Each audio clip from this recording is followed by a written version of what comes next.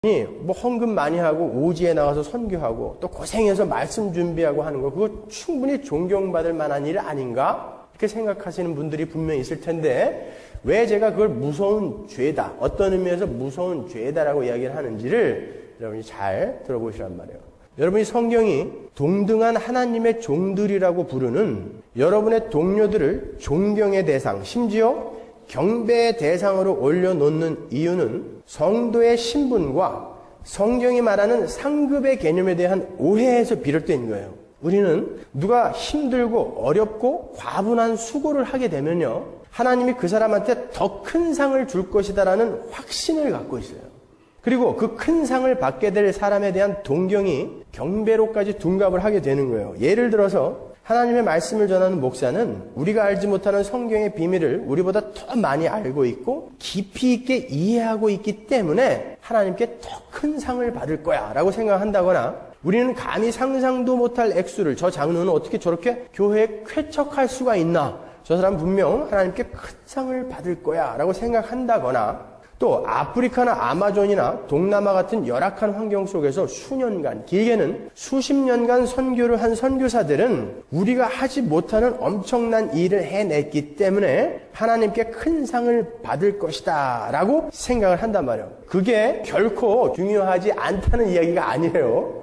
또 오해하지 마세요. 또 이것은, 그런 일들은 다른 일보다 상대적으로 아주 중요한 일이다라고 생각하는 착각에서 비롯된 거예요. 잘 생각해 보세요. 그런 일들은 내가 하는 이런 사소한 일보다는 훨씬 중요한 일이다라고 생각이 되기 때문에 그 사람들이 더 큰 상을 받을 것이라고 생각을 하는 것이고, 거기에 대해서 동경을 하게 되는 것이고, 그런 사람들에게 대해서 경배가 나오는 거예요. 물론 성경에는 우리가 받을 상급에 관한 이야기가 여러 군데 나와요. 그러나 그 상급은 우리가 생각하고 있는 그런 상급이 아닙니다. 하나님이 말씀하시는 상급은 우리가 생각하는 것처럼 성도들이 천국에 가서 자기가 성취한 업적에 근거해서 누구는 금면류관을 받고 100평짜리 맨션에 살고 누구는 개털 모자 쓰고 판잣집에서 사는 그런 상급의 개념이 아니란 말이에요.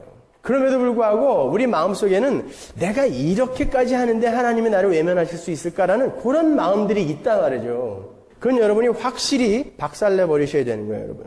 자세한 설명에 앞서서 제가 먼저 한 가지 확인을 하고 가겠습니다. 여러분이 천국에 들어갈 수 있는 것은 전적으로 하나님의 은혜입니까? 아니면 여러분이 그 예수 그리스도의 공로에 뭘 조금이라도 보태셔야 됩니까? 하나님의 전적인 은혜예요. 분명 여기에는 그렇게 대답들 하신다고요. Irresistible grace, 그죠? 불가항력적인 은혜로 우리는 천국에 들어갑니다 라고 이야기를 해요. 그 말은 우리가 천국에 들어가는 데 있어서 우리의 행위는 하나도 쓸데없다라는 이야기란 말이에요. 제가 말씀드렸죠? 미리 결론을 추측하지 마시고 잘 들으세요.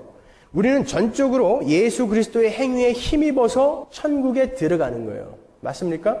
그럼 하나님 앞에서 하나도 인정되지 않는 오직 심판의 근거만 될 뿐인 우리의 행위가 왜 성경에서 그렇게 강하게 요구되고 있는가? 이걸 잘 이해하셔야 돼요. 제가 이건 다음 주에 더 자세히 설명을 해드릴 텐데 잠깐 맛만 보고 가자고요.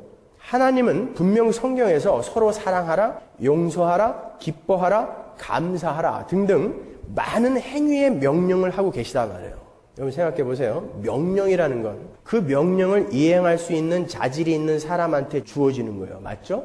예를 들어서 논산훈련소에 갓 입소한 신병한테 M16 소총을 주고 너 이거 1분 만에 분해 조립해. 그거는 실천을 요구할 수 있는 명령이 아닌 거예요.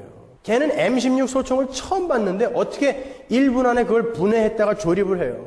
그죠? 우리가 어떤 명령을 내리고 그 명령에 대한 실천을 상대방에게 요구하려면 먼저 그 상대방에게 그 명령을 실천할 수 있는 실력을 키워준 후에 명령을 내려야 되는 거예요. 그러니까 상병한테 너 M16 소총 1분 만에 분해 조립해. 이거는 맞는단 말이에요. 그래야 우리는 그 명령에 대한 실천을 요구할 수 있는 거예요. 그러니까 실천을 전제로 한 명령은 그 명령을 받는 사람이 어떤 일정한 능력과 수준과 위치에 도달되어 있다는 것이 전제가 되어 있는 거예요. 그러니까 그 명령은 내가 그 명령을 받고 그 행위를 하느냐 안 하느냐에 앞서서 누군가가 우리를 그렇게 이미 만들어 놓았다라는 데에 더 강조점이 있는 거예요. 성경에 나오는 하라라는 명령체들은요, 예수님께서 38년 된 병자에게 일어나서 네 자리를 들고 가라라고 명령하셨어요. 그런데 분명 성경은 그는 자기 힘으로 요만큼도 움직일 수 없는 자다라고 명기를 하고 있단 말이에요. 그런데 그 사람에게 예수님께서 일어나 네 자리를 들고 가라라고 명령을 하셨단 말이에요.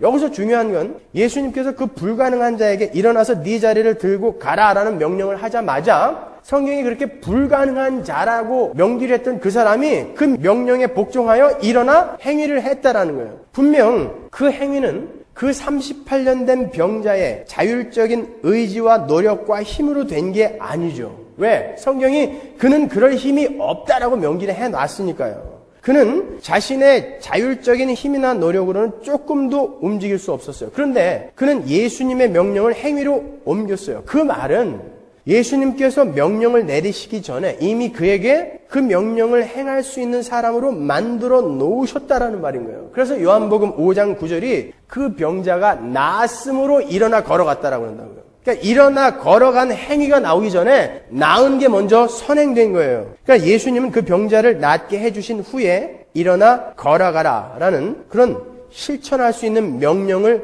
내리신 거란 말이죠.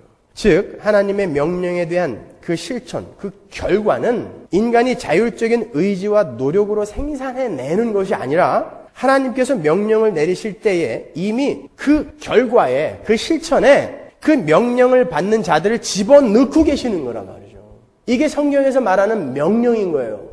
에스겔서 37장으로 가면 그 의미가 더 확실해집니다. 하나님께서 에스겔을 시켜서 골짜기에 말라 비틀어져 있는 전혀 무능력한 마른 뼈들에게 마른 뼈들아 일어나서 여호와의 말씀을 들을지어다라고 명령을 하신다고요. 그 마른 뼈들은 무생물이에요.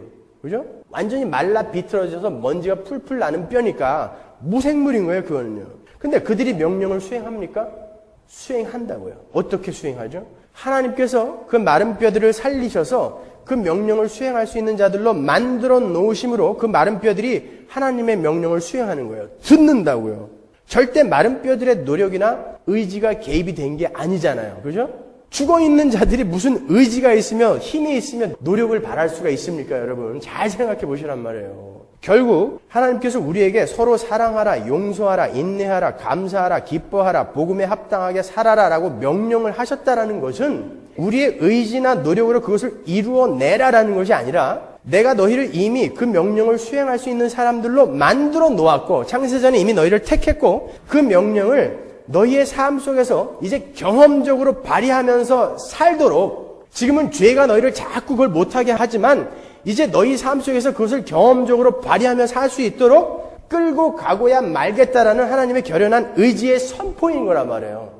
그러니까 하나님이 그렇게 꼭 만들어내시고야 말겠다라는 의지의 선포라는 거예요. 그러니까 우리 성도들은 그런 하나님의 명령을 성경에서 접하게 될 때에 하나님께서 나를 그렇게 만들어 놓으셨고 반드시 그렇게 만드실 것이구나. 아니 그렇게까지 나를 사랑하시는 그 아버지의 뜻이 그런 것이라면 그리고 결국 나는 그렇게 될 거라면 지금 반항하지 말고 나도 그 뜻을 따라서 열심히 내 손발을 움직여야 되겠다. 이것이 진짜 노력인 거예요. 이것이 진짜 열심인 거예요. 이것이요. 거기선 자랑이 있을 수 있어요? 없어요? 자랑이 있을 수 없는 거예요. 이 구별을 정확히 해놓지 않기 때문에 그렇게들 자랑하는 거예요. 그 잘난 거 조그만 거 해놓고들 그렇게 자랑을 하는 거예요. 그리고 그걸 못한 나 그리고 그걸 해낸 누구 그 사람을 보면서 경배를 하게 되는 거란 말이죠. 그렇게 노력하는 가운데 때때로 여전히 실패하는 자신의 모습을 보면서 정말 이런 건 나의 힘으로 되는 게 아니구나. 난 마른 뼈구나. 난 38년 된 병자구나 하는 것을 깨닫게 되는 것이고 그럼에도 불구하고 가끔씩 내 삶 속에서 문득문득 솟아나는 사랑과 용서와 인내와 감사와 기쁨을 보면서 봉사와 헌신을 보면서 예수님은 정말 이러한 마른 뼈 속에서 생명을 창조하고 계시는구나. 나를 진짜 그 명령을 수행할 수 있는 자로 만들어내고 계시는구나를 우리가 경험적으로 깨달아가는 것이 바로 신앙생활이라고 하는 거예요.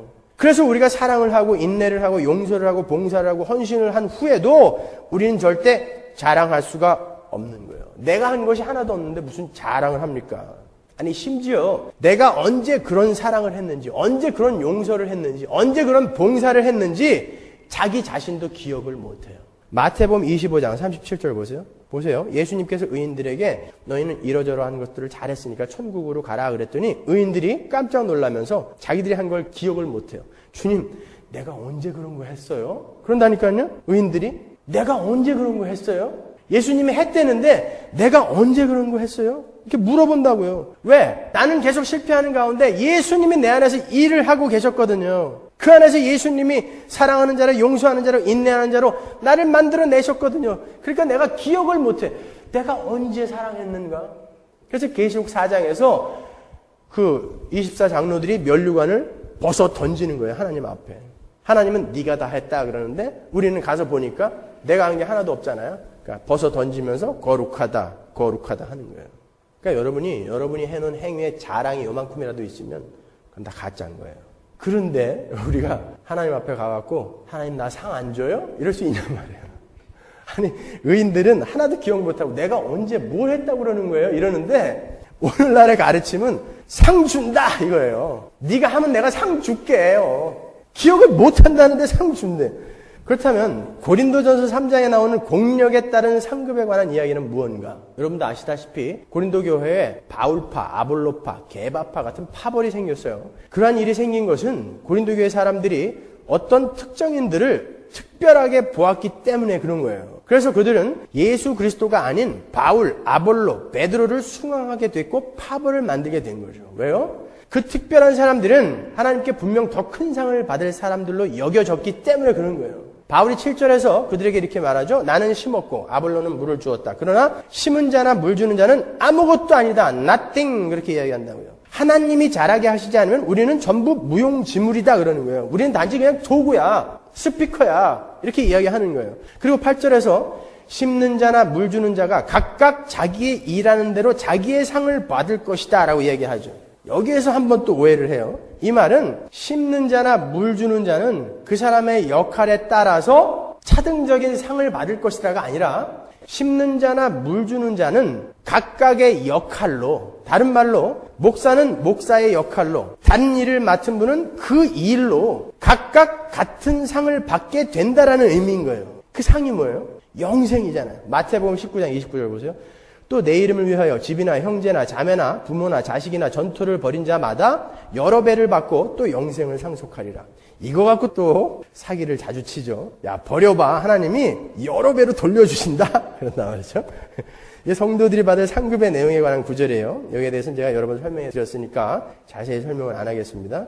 여기 보면 자기 이름을 위해서가 아닌 예수 그리스도의 이름을 위해예요. 보통 많은 사람들은 자기 잘난 척 하려고 많은 걸 버리죠. 그건 다 꽝이라는 거예요. 예수 그리스도의 이름을 위해 세상 것들을 버린 자들은 그것에 여러 배를 받게 된다 그래요. 그리고 그것이 바로 영생이다 이렇게 이야기하는 거예요. 여기서 카이는 그리고라는 뜻보다는 동격의 의미를 나타내는 접속사인 거예요. 여기서 여러 배, 헤카톤타 플라시오나라는 이 단어는 100배라는 뜻이에요. 100배. 히브리 사람들에게 있어서 100배라는 것은 헤아릴 수 없이 큰 복을 이야기하는 거예요. 그러니까 성도들은 이 세상 것들과는 비교할 수 없는, 헤아릴 수 없는 큰 복을 받게 되는데 그게 바로 영생이다 이런 뜻이에요. 그러니까 우리가 받는 상은 바로 영생이에요. 그걸 갖고 고린도전서 3장 8절로 가보잔 말이에요. 그러니까 고린도전서 3장 8절은 이런 말이에요. 목사는 목사의 일을 통해 거룩한 자로 지어져 가게 되고 결국에는 영생에 이르게 되는 상을 받게 되는 것이고, 의사는 의사의 일에 최선을 다함으로 해서 자신이 거룩한 자로 지어져 가게 되며 그 결과 영생에 이르게 되는 것이고, 웨이트레스는 열심히 다른 이들에 대한 친절과 봉사의 일로 거룩에 이르게 되고 영생이라는 상을 받게 되는 것이고, 나무꾼은 열심히 나무를 잘 패서 영생이라는 상에 이르게 된다라는 게 각자의 상을 받는다는 거예요. 아시겠어요? 차등적인 상을 준다는 게 아니라